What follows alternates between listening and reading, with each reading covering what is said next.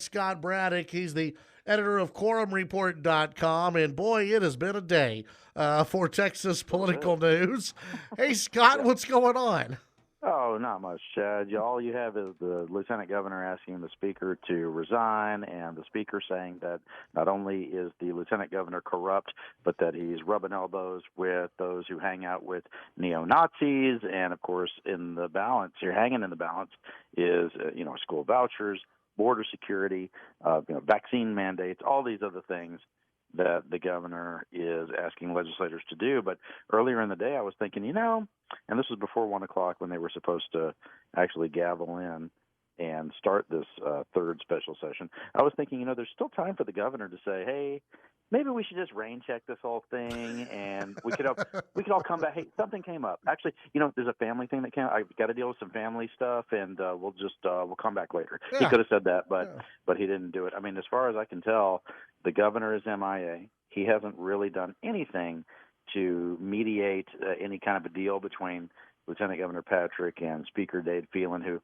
as far as I can tell, Chad, are not even on speaking terms. So this should be a very productive special session. Yeah, well, and really the special session today is kind of taking a back seat towards the infighting that's going on within some of the Republican Party. So, okay, tell us, kind of break down for us, Scott, this whole neo-Nazi.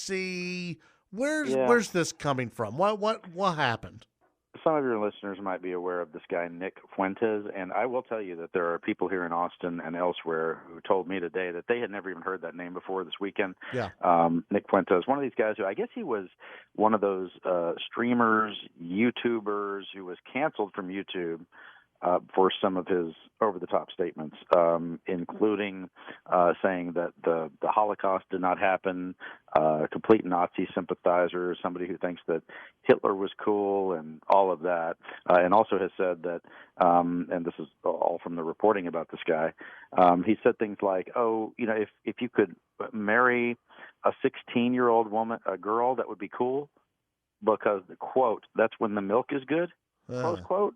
This is some really gross stuff. This guy was, and this part is not disputed, the guy who said all that was at the offices of this Defend Texas Liberty PAC, which, as you remember, that's the group that has done a few things, including give Lieutenant Governor Patrick $3 million right before he was going to preside over the trial in the Senate of Ken Paxton. And of course, that group did a lot to try to, make sure that senators knew where that group was at about Paxton. They wanted him to walk to be acquitted, which of course is what happened. And you and I talked about that.